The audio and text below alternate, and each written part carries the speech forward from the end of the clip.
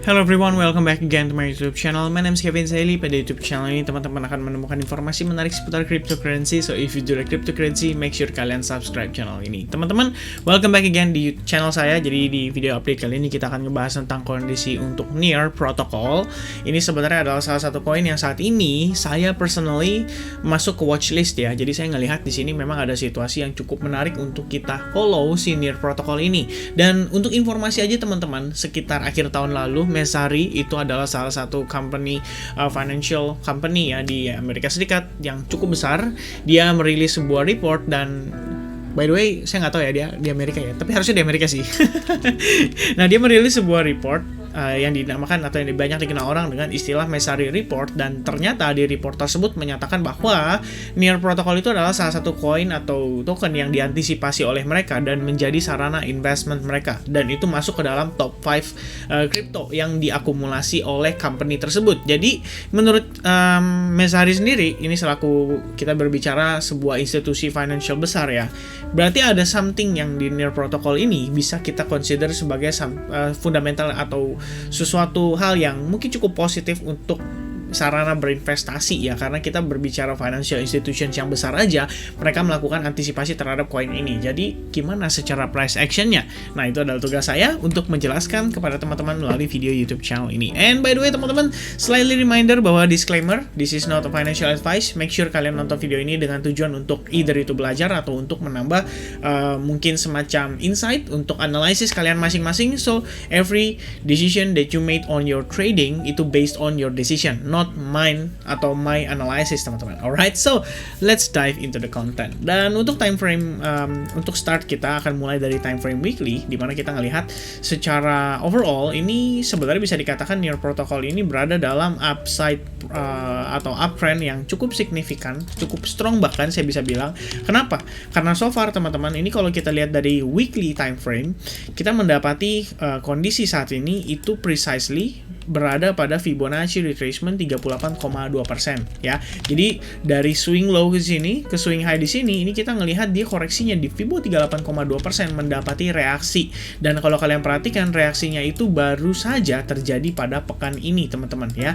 Jadi kalau kita lihat closing candle weekly ini membentuk posisi seperti ini berpotensi sekali membentuk yang namanya Three River Morningstar Pattern, yang artinya secara price action itu ada respect terhadap area support ini.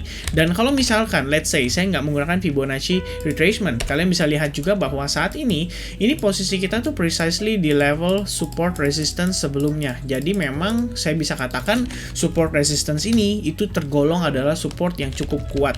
Terlebih lagi teman-teman, di sini kita didukung juga dengan adanya exponential moving average 55, yang artinya otomatis ini kita bisa katakan sebagai confluence of support, terdiri dari resistance line atau support resistance line, lalu ada exponential moving average 55, dan juga ada Fibonacci retracement 38,2% pada time frame weekly. So pertanyaannya adalah apakah closing candle weekly kali ini itu bisa membentuk yang namanya Three River Morningstar Pattern ini dan dikonfirmasi dengan pergerakan pekan depan. Nah ini hanyalah waktu yang bisa menjawab, tapi so far kita mendapati suatu indikasi bahwa ada kemungkinan Near Protocol atau price actionnya akan berusaha maintain di atas level $7,5 teman-teman. Alright, so next kita akan coba discuss untuk time frame daily-nya. Nah ini sebenarnya untuk time frame daily saya pernah lakukan analisis, dan ini analisis saya berikan itu melalui advanced group. Saya lupa kalau misalkan di YouTube channel saya ya ada sempat share atau enggak, tapi mudah-mudahan sih sempat. Nah di sini kita ngelihat terbentuk yang namanya rising wedge pattern, which is break dari sini itu breakdown basically biasanya mengindikasikan potensial untuk penurunan lebih jauh, dan berdasarkan teorinya sendiri rising wedge pattern itu bisa diukur berdasarkan panjang starting point-nya. Dan kalau kita perhatikan teman-teman, ini secara target sebetulnya sudah tercapai ya di kisaran area ini. Jadi memang sewajarnya kita mendapati reaction di sini untuk rebound. Dan lagi teman-teman, ini kalau saya follow ya, ini based on analisis sebelumnya. Kita melakukan analisis based on Fibonacci retracement karena ekspektasinya adalah mendapati reaction pada level ini, dan ternyata kita failed untuk maintain level tersebut, sehingga jika break maka potensi targetnya adalah di Fibonacci 161,8%, which is area $9,95. Setelah itu kita mendapati rebound teman-teman, dan untuk menghitung reboundnya kita menggunakan Fibonacci retracement, which is kita tarik dari teman-teman dari sini ya, kita tarik dari dari breakdown di sini ke potential lowest-nya. Jadi dari highest point di sini atau swing high-nya ke swing low-nya dia, dan precisely kita mendapati di level Fibo 50% itu kita mendapati rejection yang biasanya dikonsider orang-orang sebagai dead cat bounce pattern, teman-teman, which is dia turun and then pull back a little bit, boom, and then correction lagi atau melanjutkan lebih jauh ya. Ini juga biasa dikenal dengan istilah ABCD corrective pattern. Jadi kalau misalnya teman-teman tahu ya, di sini lebih kurangnya adalah ABCD pattern. Kalian bisa cari aja ABCD pattern sih sebenarnya ya, nggak perlu dicari yang bawahnya ya.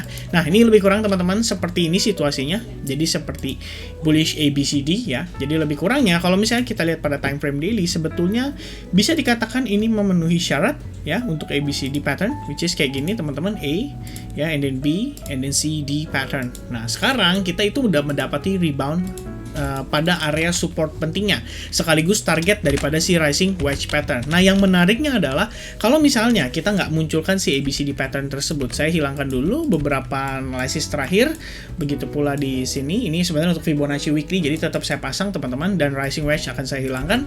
Nah, kalau kita perhatikan yang lebih menarik adalah di sini terdapat pergerakan yang impulsif, dan saat ini fase korektifnya terakhir teman-teman itu membentuk yang namanya falling wedge pattern. Dan falling wedge patternnya ini nggak cuma sekadar falling wedge pattern saja, tapi seperti yang tadi kita jelaskan juga berpotensi membentuk yang namanya ABCD pattern teman-teman, which is ini adalah bullish pattern untuk kedua pattern ini ya, baik itu ABCD pattern, bullish ABCD, sekaligus si falling wedge pattern itu juga sama merupakan bullish pattern teman-teman. Dan seperti yang kita lihat saat ini, sebetulnya menariknya untuk near ini sudah mulai terasa ya istilahnya impact reboundnya. Di saat kondisi Bitcoin decline cukup signifikan, near protokol itu hanya terkoreksi dari lowestnya di sini ke area ini, itu nggak sampai di kisaran level Fibo 38,2% bahkan, atau kita bisa katakan ya slightly a little bit dekat dengan Fibo 38,2%-nya. Nah, pertanyaan berikutnya adalah apakah berarti di sini near protocol itu siap rebound? Nah, untuk saya personally, yang akan saya lakukan adalah menunggu konfirmasi hingga terjadi breakout atas resistance yang terakhir di kisaran area ini, teman-teman, yaitu di kisaran $11,90, agar kita di sini bisa lebih confirm bahwa memang secara market behavior atau market karakteristik itu sudah berubah dari lower high lower low sequence menjadi potential higher high higher low sequence ya.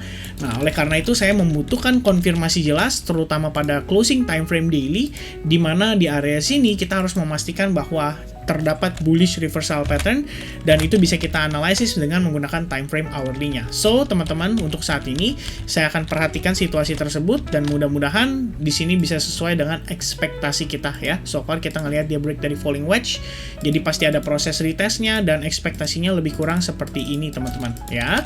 Alright, so next kita akan coba bahas dari time frame daily-nya. Hourly-nya. Nah, untuk hourly-nya sendiri saya akan start dari time frame 4 jam saja.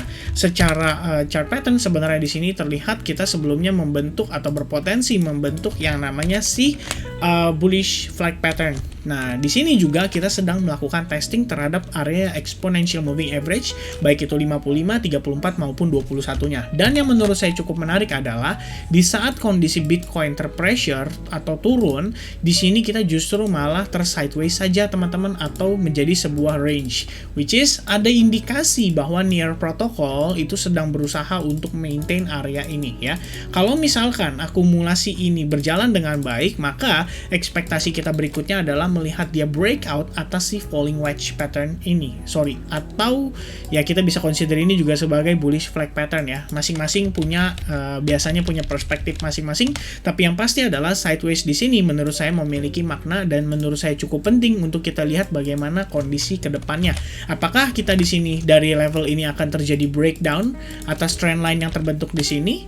Ya, atau justru kita akan mendapati rebound yang cukup signifikan dan membuat near protocol berhasil break dari sideways-nya disertai dengan trendline yang terbentuk di sini ya. By the way, buat yang nanya kenapa saya nggak tarik di sini, karena ini menurut saya adalah fake out ya.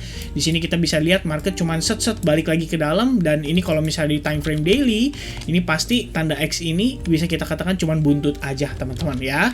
Jadi itu adalah salah satu bagaimana saya melihat ya pergerakan suatu market. Sometimes kita harus harus fleksibel, sometimes kita harus coba ya istilahnya out of the box lah dari apa yang kita perhatikan teman-teman, atau yang biasanya orang perhatikan. Nah, so far resistance yang berada di area ini juga merupakan big fan zone sellers, jadi breakout dari sana akan memberikan dampak yang cukup besar dan signifikan bagi pergerakan Near Protocol ke depannya. Alright, so I think teman-teman untuk situasi kondisi saat ini saya perlu perhatikan itu saja, atau hal yang saya perhatikan itu saja. Jika break dari sini, secara alternatif kita akan coba ngetes sampai ke kisaran level resistance terakhirnya di $9.32. Tapi kalau misalkan kita berhasil breakout dari sini, saya akan mencari opportunity untuk melakukan long terhadap si Near Protocol. Alright, so I think teman-teman that's it. Informasi yang bisa saya bagikan terkait dengan Near Protocol. Ini adalah watchlist saya personally, jadi mudah-mudahan kalau dengan saya sharing seperti ini, teman-teman mungkin boleh consideration, dan balik lagi ya, decision itu berada di tangan masing-masing. Jadi please teman-teman, jangan ngambil keputusan berdasarkan apa yang saya bagikan di dalam video ini. Make sure kalian juga lakukan analisis mandiri dan mengambil keputusan berdasarkan analisa masing-masing. Alright, so I think that's it from me. Thank you very much for watching this video. I hope I'll see you guys again in the next update, terutama untuk Bitcoin update, and I'll see you guys again in the next update. Cheers, God bless everyone, bye bye.